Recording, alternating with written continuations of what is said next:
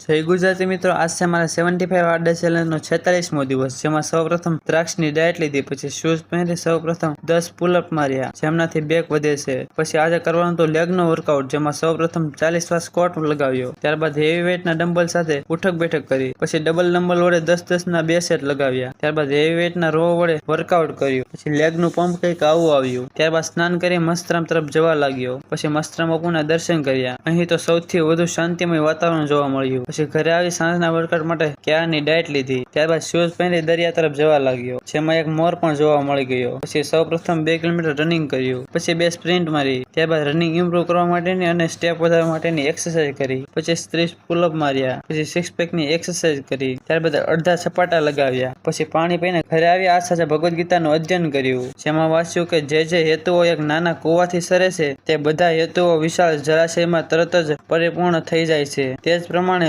વેદોમાં રહેલા ઉદ્દેશ્યને જાણનાર માટે વેદોના સર્વ આશ્રયો સિદ્ધ થાય છે. બોલો જય શ્રી રામ.